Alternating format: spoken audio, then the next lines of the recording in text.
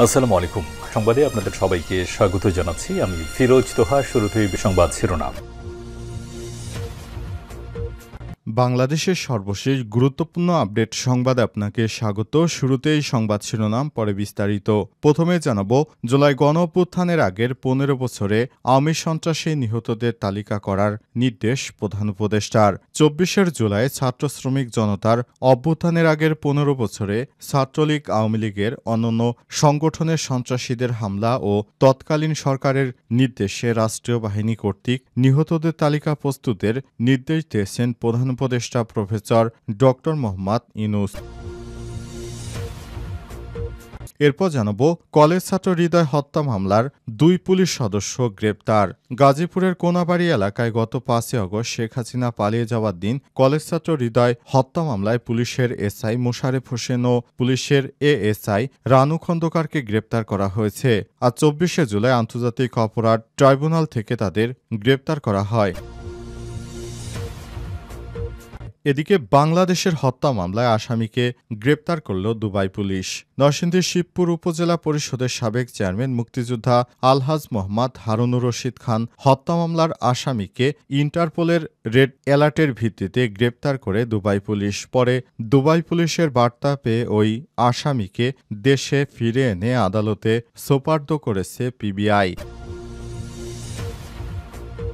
জানাবো, শুল্ক সংকট যুক্তরাষ্ট্রের সঙ্গে আলোচনায় ২৯ জুলাই। যুক্তরাষ্ট্রের সঙ্গে চলমান শুল্ক সংকট নিয়ে বাংলাদেশের আলোচনা আগামী ২৯ জুলাই। আলোচনায় অংশ নিতে বাংলাদেশের প্রতিনিধি দলে ৪ জন থাকবেন। এর মধ্যে রয়েছে বাণিজ্য উপদেষ্টা, বাণিজ্য সচিব ও মন্ত্রণালয়ে আরও ২ জন কর্মকর্তা। এবং সর্বশেষ জানাবো, ভারতে হঠাৎ অসুস্থতার ছুটি নিলেন ১১২ জন পাইলট। এয়ার ইন্ডিয়ার বোয়িং ৭৮৭ ড্রিম লাইনার উড়োজাহাজ আহমেদাবাদে ভয়াবহ বিধ্বস্ত হওয়ার মাত্র ৪ দিন পর ১১২ জন পাইলটই হঠাৎ করে অসুস্থতার ছুটি নেন। ওই দুর্ঘটনায় ২৭৪ জনের মৃত্যু হয়। প্রিয় দর্শক, এতক্ষণ শুনছিলেন সংবাদ শিরোনাম, এবারে বিস্তারিত। তবে তার আগে বন্ধুরা, অনুরোধ থাকবে এই সংবাদটিতে একটি লাইক দিন।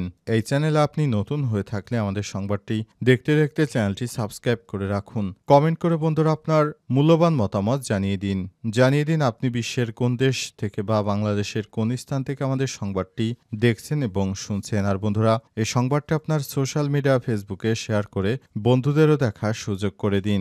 এবারে বিস্তারিত। জুলাই অভ্যুত্থানের আগের ১৫ বছরে আওয়ামী সন্ত্রাসে নিহতদের তালিকা তৈরি করার নির্দেশ দিলেন প্রধান উপদেষ্টা। ২৪ জুলাই ছাত্র শ্রমিক জনতার অভ্যুত্থানের আগের ১৫ বছর আওয়ামী লীগ সহ আওয়ামী লীগের অন্যান্য সংগঠন সন্ত্রাসীদের হামলা ও তৎকালীন সরকারের নির্দেশে রাষ্ট্রীয় বাহিনী কর্তৃক নিহতদের তালিকা প্রস্তুতের নির্দেশ দিয়েছেন প্রধান উপদেষ্টা প্রফেসর ড. মোহাম্মদ ইউনূস। আজ বিকেলে রাষ্ট্রীয় অতিথি ভবন যমুনায় প্রধান উপদেষ্টার সঙ্গে সাক্ষাৎ করেন ছাত্রলীগের সন্ত্রাসীদের হামলায় বুয়েটের শহীদ শিক্ষার্থী আবরার ফাহাদের বাবা মোহাম্মদ বরকতুল্লাহ, ছোট ভাই আবরার ফায়াজ এবং তার মামা মোহাম্মদ মোফাজ্জেল হোসেন। প্রধান উপদেষ্টার সঙ্গে সাক্ষাতে ২৪ জুলাই গণঅভ্যুত্থানের আগে আওয়ামী লীগ ও এর অঙ্গ সংগঠনের দলীয় সন্ত্রাসীদের হামলায় নিহতের তালিকা করে প্রত্যেকটি ঘটনা তদন্তের অনুরোধ জানায় শহীদ আবরার ফাহাদের পরিবার। এ সময় আবরার ফাহাদ হত্যা মামলার বিচার কাজ ত্বরান্বিত করতে সরকারের পক্ষ থেকে উদ্যোগ নিতে প্রধান উপদেষ্টাকে অনুরোধ জানান মোহাম্মদ বরকতুল্লাহ। আবরার ফাহাদের বাবা মোহাম্মদ বরকতুল্লাহ বলেছেন, দেশের জন্য কথা বলার কারণে তাকে সন্ত্রাসীরা নির্মমভাবে পিটিয়ে হত্যা করেছে। সে দেশের স্বার্থে কথা বলেছিল, অসম পানি বন্টনের বিরুদ্ধে কথা বলেছিল। তিনি আর বলেছেন, তার মা এখনো ছেলের জন্য আর্তনাদ করে, আর কোনো মায়ের সন্তান যেন এভাবে কষ্ট পেতে না হয়, আর কোনো মায়ের বুক যেন খালি না হয়। এজন্য অন্তর্বর্তীকালীন সরকারের প্রধান উপদেষ্টা প্রফেসর ড. মোহাম্মদ ইউনূসের কাছে আহ্বান জানান, অনুরোধ করেন আবরারের পিতা। কলেজ ছাত্র হৃদয় হত্যা মামলায় ২ পুলিশ গ্রেপ্তার।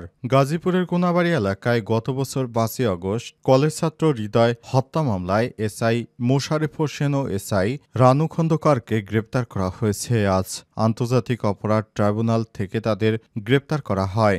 গত বছরের ৫ আগস্ট সাবেক প্রধানমন্ত্রী শেখ হাসিনা দেশ ত্যাগের মধ্য দিয়ে ফ্যাসিস্ট সরকার পতনের পর রণক্ষেত্রে পরিণত হয় গাজীপুরের কোনাবাড়ি থানা এলাকা। সে সময় হৃদয় নামের এক কিশোরকে কয়েকজন পুলিশ ঘিরে ধরে এক পর্যায়ে পেছন থেকে একজন পুলিশ কনস্টেবল এগিয়ে এসে হৃদয়ের পিঠে শটগান দিয়ে গুলি করে। সেখানেই লুটিয়ে পড়ে হৃদয়ের নিথর দেহটি। পরে সে লাশটি গুম করে ফেলা হয়, যার ভিডিও ফুটেজ সোশ্যাল মিডিয়ায় ভাইরাল হয়ে পড়ে। পরে ওই ঘটনায় কোনাবাড়ী থানায় একটি হত্যা মামলা হলেও সেখানে কোনো পুলিশ সদস্যের নাম উল্লেখ করে আসামি করা হয়নি। তবে আওয়ামী লীগ ও এর অঙ্গ সংগঠনের নেতাকর্মী সহ বিভিন্ন ব্যক্তিকে আসামি করা হয়। হৃদয় হত্যার পর লাশ গুমের বিষয় নিয়ে চাঞ্চল্যকর তথ্য বেরিয়ে আসে। চ্যানেল 24 এর অনুসন্ধানী অনুষ্ঠান সার্চলাইটে একটি প্রতিবেদন প্রচার করা হয়। তখন নড়েচড়ে বসে প্রশাসন নতুন করে প্রাণ ফিরে পায় মামলার তদন্তে। এরই ধারাবাহিকতায় মামলাটি অনুসন্ধান শুরু করে আন্তর্জাতিক অপরাধ ট্রাইব্যুনাল। জানা গেছে এসআই মোশারেফ হোসেন ওই সময় কোনাবাড়ী থানায় সেকেন্ড অফিসারের দায়িত্ব পালন করছিলেন, আর একই থানায় কর্মরত ছিলেন এএসআই রানু খন্দকার। এসআই মোশারেফ হোসেন বর্তমানে সিরাজগঞ্জের এনায়েতপুর থানায় কর্মরত আছেন। তাদের মামলা সুষ্ঠু তদন্তের স্বার্থে 23 জুলাই পুলিশ সদর দপ্তর থেকে একটি চিঠি ইস্যু করা হয়, যার পরিপ্রেক্ষিতে তারা আজ আন্তর্জাতিক অপরাধ ট্রাইব্যুনালে গেলে সেখান থেকে গ্রেপ্তার করা হয়। তদন্ত সূত্র থেকে জানা গেছে হত্যার পর হৃদয় লাশ পুলিশি তত্ত্বাবধানে গুম করা হয়েছে।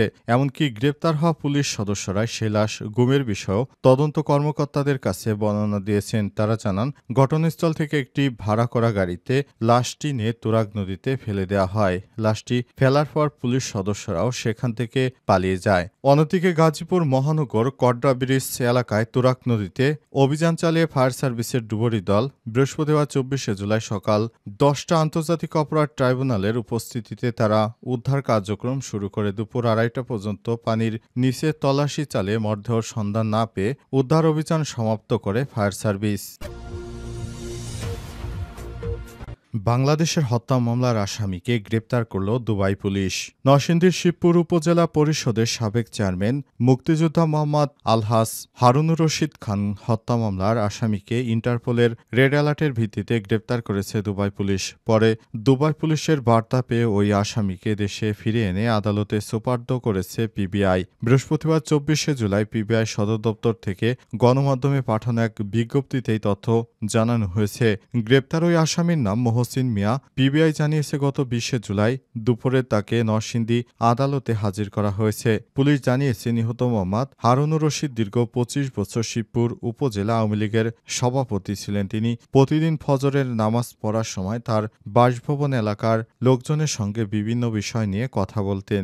বিরোধের কারণে আসামিরা তাকে হত্যার পরিকল্পনা করে। সেই মতে 1 নং আসামি আরিফ সরকার 2023 সালে 24 ফেব্রুয়ারি রাতে একটি বিদেশি নাম্বার দিয়ে হারুনুর রশিদ খানকে ফোন করে এক জায়গায় নিয়ে আসে। তিনি বলেন, আমি বিদেশে চলে এসেছি, আগামীকাল মহসিন মিয়া আপনার কাছে মসজিদের অনুদানের জন্য কিছু টাকা নিয়ে আসবে। জানা গেছে তখন হারুনুর রশিদ খান তার পরদিন সকালে আসতে বলেন। পরদিন সকাল 6:30টার দিকে হামলার 2 নং আসামি মহসিন মিয়া একটি মোটরসাইকেল যোগে 2টি পিস্তল সহ 2 জন শুটার নিয়ে হারুনুর রশিদ খানের বাসভবনের নিচে গিয়ে তাকে ফোন করে নিচে আসতে বলে। তখন টাকা দেওয়ার কথা বলে হারুনুর রশিদকে গুলি করে হত্যা করা হয়। এই ঘটনার পরপরই আসামিরা দুবাই পালিয়ে চলে যায়। তবে পুলিশের ইন্টারপোলের সহায়তায় দুবাই পুলিশ এই সন্ত্রাসীকে গ্রেপ্তার করে দেশে পাঠিয়েছে এবং পিবিআইয়ের মাধ্যমে তাকে আবার দেশে ফিরে এনে আদালতে হাজির করা হয়।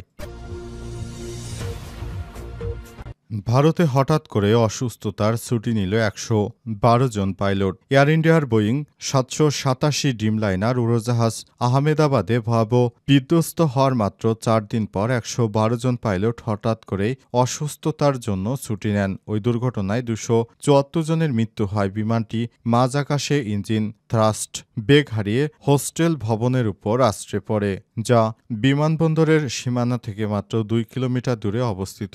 ভারতের জুনিয়র বিমান পাইলট মন্ত্রী মুরলীধরন আজ লোকসভায় বিষয়টি জানিয়েছেন। তিনি বলেন, ওই দিন 51 কমান্ডার ও 61 ফ্লাইট অফিসার ছুটির আবেদন করেন। বিষয়টি পাইলটদের মানসিক স্বাস্থ্যের জন্য খুবই গুরুত্বপূর্ণ ও পরিচালনার প্রতি দৃষ্টি নির্দেশ করে। হঠাৎ করে এত মানুষ ছুটিতে চলে যায়, ভারত বিমান পরিচালনার ক্ষেত্রে খুবই সমস্যার মধ্যে পড়েছে। তারা মনে করেছিল খুব দ্রুত সময়ের মধ্যে তারা এই ধরনের কোনো সমস্যা থেকে আবার রিক্যাপ করতে পারবে, কিন্তু দেখা যাচ্ছে তারা কোনোভাবেই আর রিক্যাপ করতে পারছে না। তারা মনে করেছিল অল্প সময়ের মধ্যে তারা হয়তো এই ধরনের সমস্যা কাটিয়ে উঠতে পারবে, কিন্তু দিনের পর মাস গেল, তারপর এখনও পাইলটরা মানসিকভাবে ভেঙে পড়ে আছে। তারা এখনও শারীরিক ও মানসিকভাবে সুস্থ হতে পারেনি। তারা অনেকেই এখনও ট্রমার ভিতরে রয়েছে, কারণ সেই বিমানে সমস্ত যাত্রী মারা যায়। হঠাৎ করে এই ধরনের বিমান দুর্ঘটনা একে একে খুবই মর্মান্তিক অবস্থা সৃষ্টি করছে দেশের অভ্যন্তরে। এটি অত্যন্ত দুর্ভাগ্যজনক ব্যাপার যে ইতিমধ্যে বাংলাদেশও আরেকটি বিমান দুর্ঘটনার কবলে পড়েছে, যেটি ভারতের ওই বিমান দুর্ঘটনার মাত্র 1 মাস না পেরোতেই।